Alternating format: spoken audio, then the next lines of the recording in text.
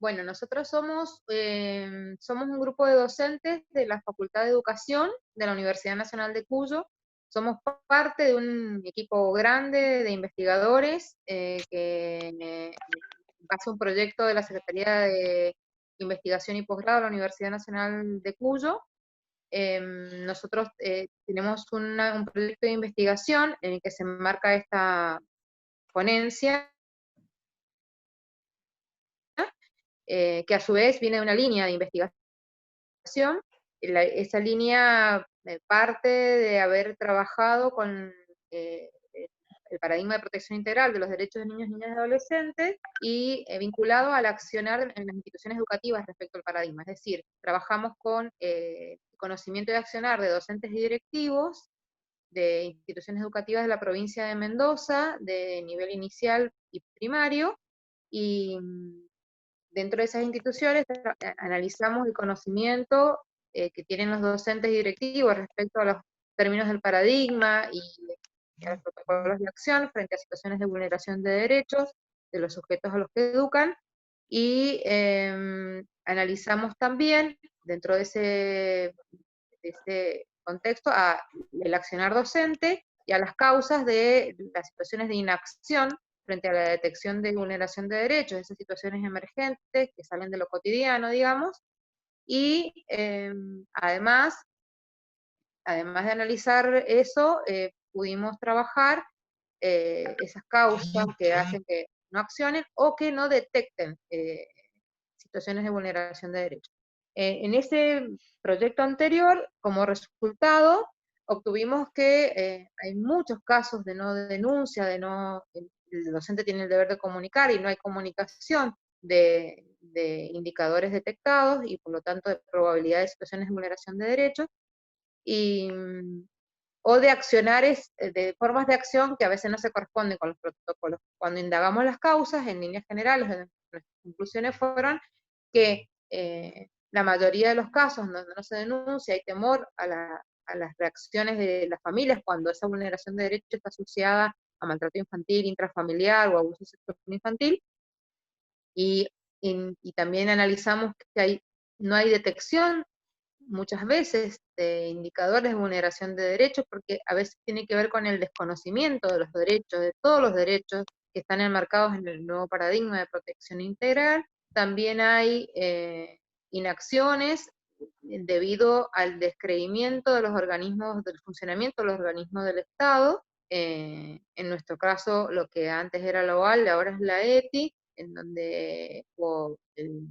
u otros organismos judiciales o administrativos, donde los docentes plantean que a veces ellos denuncian y después las denuncias quedan como un saco roto, no pasa nada en relación a eso, y ellos quedan afectados por una denuncia. El no involucramiento, el temor, también es otra causa, y también hay causas de desconocimiento, digamos, que tienen que ver con cómo accionar, qué se debe accionar, y parálisis que da el no conocer, ¿no? La situación de la inacción que viene por ahí. En función de esos resultados, nosotros nos motivó, digamos, continuar con la línea de investigación para analizar si también ese desconocimiento o esas situaciones tenían que ver con la formación docente, es decir, qué pasa con con las carreras de profesorado de educación inicial, primario y especial, si dentro de sus planes de estudio existe o no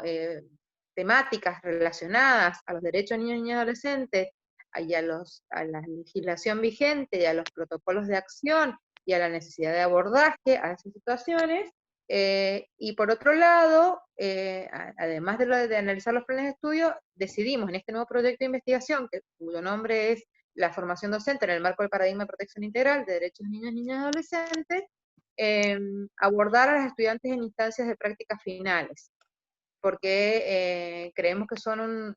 agente clave para darnos información respecto a qué pasa en relación a la formación y esta temática. Por eso la exposición de hoy, su nombre es la formación docente, vinculada a la detección y abordaje de situaciones de vulneración de derechos de niños, niñas y adolescentes, y ahora vamos a contar cuáles son los objetivos. Bueno, tal como decía mi compañera Gabriela, en este sentido, el objetivo general que nosotros nos hemos planteado tiene que ver con analizar el grado de conocimiento que poseen los y las estudiantes de las carreras de formación docente, inicial, primaria y especial de las instituciones de nivel superior de la provincia de Mendoza y de la UNCUYO. Respecto, en este sentido, del paradigma de protección integral de los derechos de niñas y adolescentes y las implicancias que esto tiene. Los objetivos específicos que nosotras nos hemos planteado tienen que ver con identificar estos niveles de detección de los estudiantes avanzados de estas carreras, de situaciones emergentes de vulneración de derechos de niños, niñas y adolescentes y en sus instancias de práctica. También tiene que ver con identificar y escribir las percepciones, los modos de acción institucional que tienen los estudiantes, las estudiantes avanzados en estas instancias de práctica, ante situaciones emergentes relacionadas con la vulneración de derechos. Otro de nuestros objetivos específicos tiene que ver con describir el conocimiento que tienen los y las estudiantes respecto del paradigma de protección integral, de los derechos de niños, niñas y adolescentes, y también nos proponemos explorar y caracterizar si hay ausencia o presencia, intensidad, espacio y forma de lineamientos claves del programa de paradigma de protección integral de derechos de niñas, niñas y adolescentes, ¿en dónde? En los distintos espacios curriculares de los planes de estudio de estas carreras de formación docente. Y la unidad de análisis, como se dijo, entonces serían carreras de profesorado de nivel inicial, primario y especial en 4 instituciones de nivel superior, una universitaria, 3 no universitarias, y tomamos a los estudiantes de práctica y los planes de estudio. Este trabajo en puntual, el que estamos presentando ahora, es sobre el eje que aborda a la población de estudiantes avanzados de práctica de estas carreras, porque hay otra presentación de otro grupo de investigación que se ha dedicado más al tema de los planes de estudio y los programas dentro del plan de estudio. Nosotros hemos utilizado entrevistas y encuestas para, digamos, determinar, para lograr, digamos, llegar a determinar los objetivos de la investigación que están planteados, ¿no? En el trabajo de campo utilizamos esos instrumentos.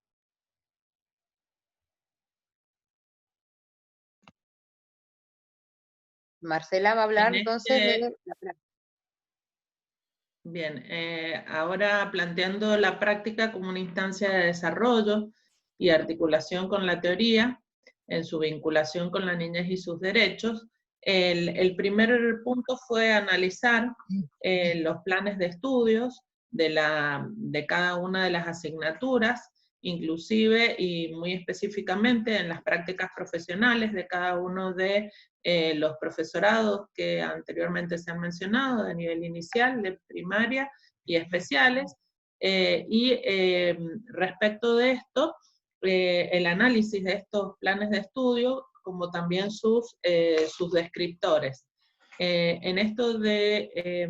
poder hacer una reflexión acerca de los descriptores que están escritos en estos planes, por supuesto también teniendo en cuenta el tema del currículum oculto, es decir, aquellos descriptores o aquellas temáticas que también se dan en las asignaturas que por ahí son emergentes del momento, por ahí tienen que ver con algunas instancias reales en el contexto actual, pero dentro de los descriptores, como están detallados en este apartado, está el desarrollo de una formación integral en donde los principios éticos tienen un lugar importante dentro de estas asignaturas, donde estas problemáticas educativas tienen que estar abordadas desde una postura sociocrítica, en donde el alumno va construyendo a lo largo de su carrera esta postura que quiere llegar a tener en función de la detección y el abordaje de algunas desigualdades sociales y educativas también, y también poder ponerlo al tanto de aquellas redes, como decía Gabriela en un principio, aquellas redes y aquellos organismos que funcionan desde lo gubernamental y no gubernamental, que permiten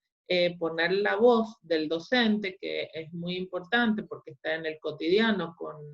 los niños, niñas y adolescentes, y poder salvaguardar sus derechos. En función de esto también se lo observa o se hace el análisis también en función entre la teoría y la práctica. Es decir, que tanto de todo esto, entre otros, descriptores que proporcionan las asignaturas o los espacios teóricos, tienen o infieren en la práctica en el momento en el que las estudiantes se ven en el contexto. Acá cabe aclarar que todas las prácticas de todos los profesorados, es decir, desde primero a cuarto año, tienen una práctica específica, es decir, tienen una unidad de análisis en esa práctica que les permite llegar a diferentes aristas en el contexto de un niño, niña o adolescente. Es decir, esto tiene que ver con su familia, con su barrio, con sus instituciones educativas, con los diferentes ámbitos dentro del barrio de su comunidad, con las características diferentes de las comunidades, que hacen que cuando las estudiantes llegan a los establecimientos educativos, tienen un importante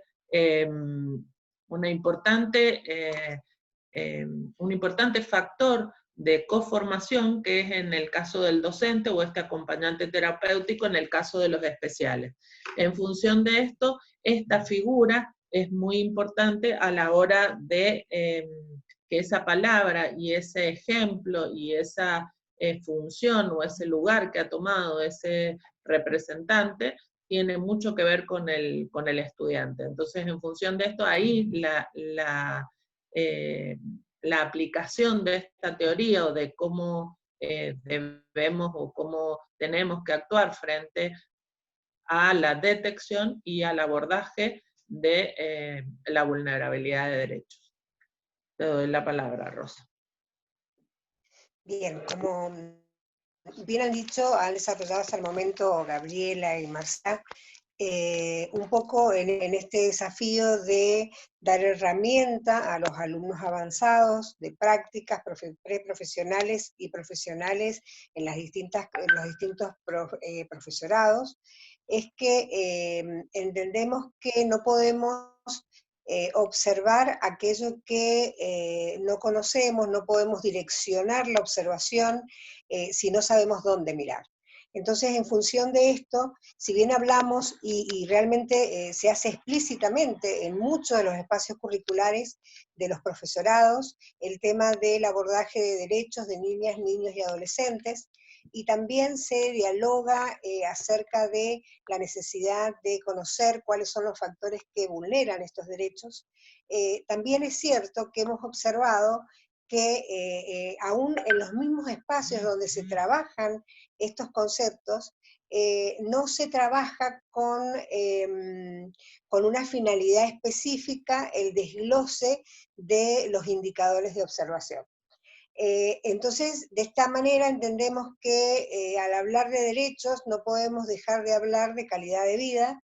y tomando los aportes de Verdugo Alonso, cuando enuncia lo que es la calidad de vida como una construcción subjetiva, ¿sí?, de la persona, entendemos que esta construcción subjetiva se basa en la consideración o la representación de las distintas dimensiones que la constituyen. Hablando de las dimensiones de calidad de vida, vamos a enunciar 8,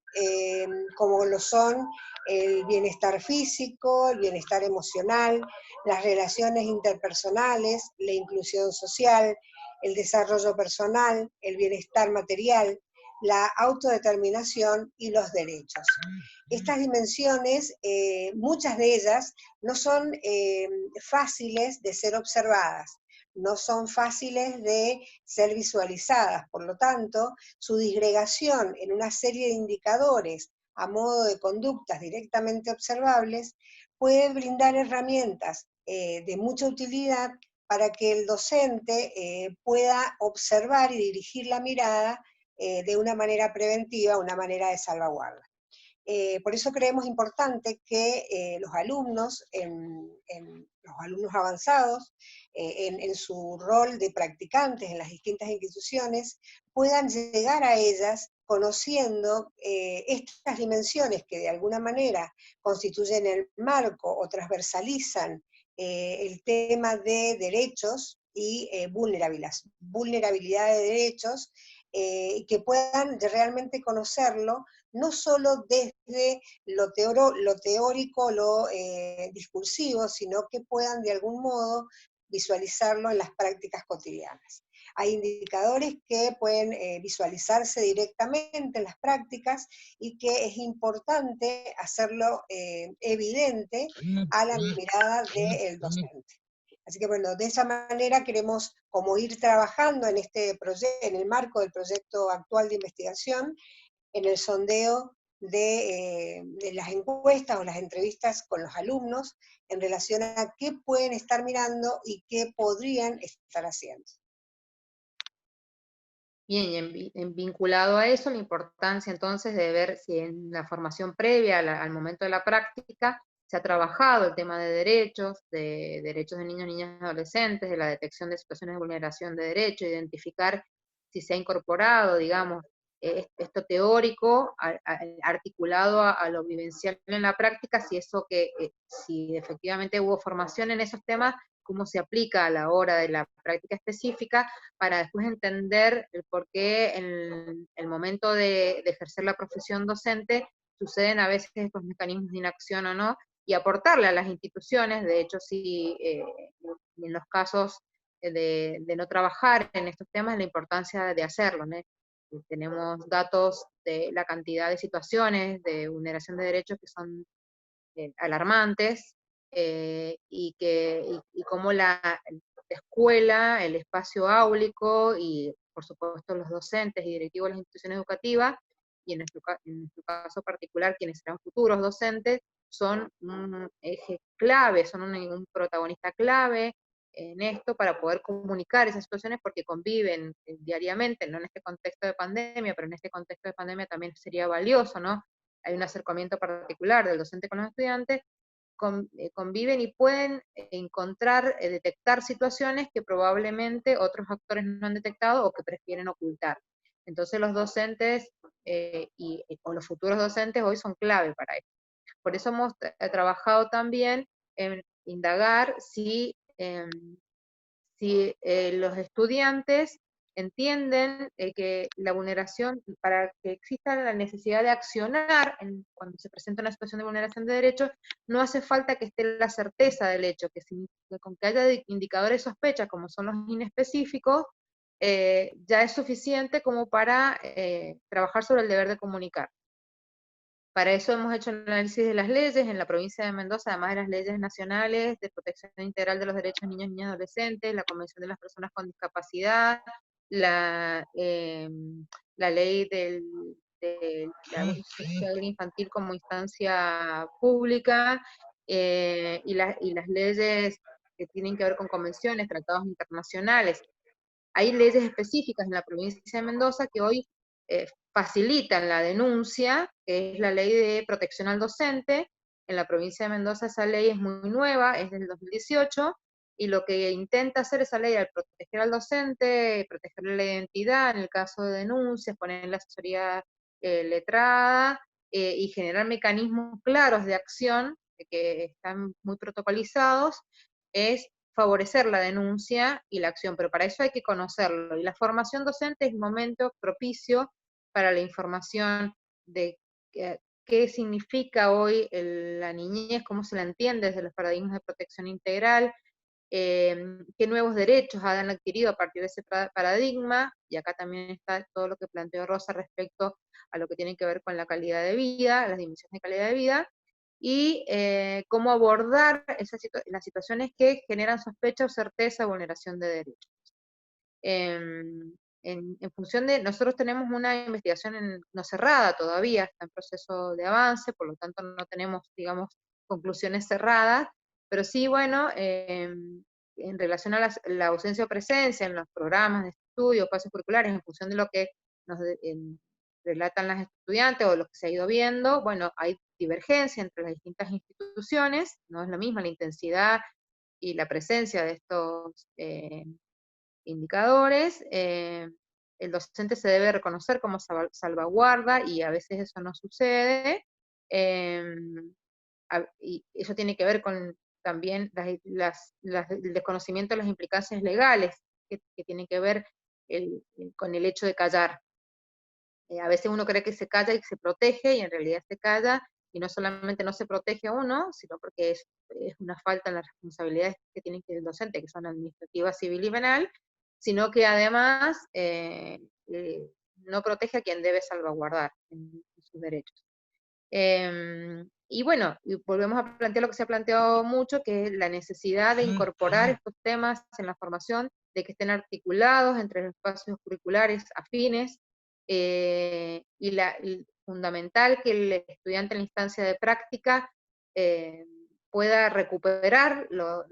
incorporado como saber teórico y trasladarlo a su práctica, pueda analizar las situaciones que vive en un aula, que observa o que vive en la experiencia áulica, y que lo pueda, y que pueda intervenir desde las posibilidades que tiene como estudiante de práctica, pero además colaborar con el docente también en su formación, ¿no? Y en su futuro rol docente también aplicar esto, porque estamos hablando de un grupo un grupo etario, digamos, la infancia, que requiere, digamos, de mucho de la intervención a veces de estos adultos, que son los docentes, que podrían, digamos, salvar una vida, ¿no? Nosotros tenemos tristes casos en la provincia de Mendoza, conocidos a nivel nacional, en relación a situaciones que se han visto, en donde la institución se ha visto callando situaciones de vulneración de derechos, a veces no viendo situaciones, y que después han significado graves consecuencias para esos niños, niñas y adolescentes. Bueno, en líneas generales, esta es nuestra presentación. Esperamos que les haya servido, y agradecemos que se escuche, y ojalá todas las personas que están en los ámbitos docentes trabajando con estos grupos entiendan la importancia, sabemos que sí, y que bueno, se analice, digamos, sirva esto también como un mecanismo para incorporar temas en los planes de estudio de carreras de profesorado que no estén, digamos, o en las futuras capacitaciones docentes también, que es muy importante como temática. Bueno, muchas gracias.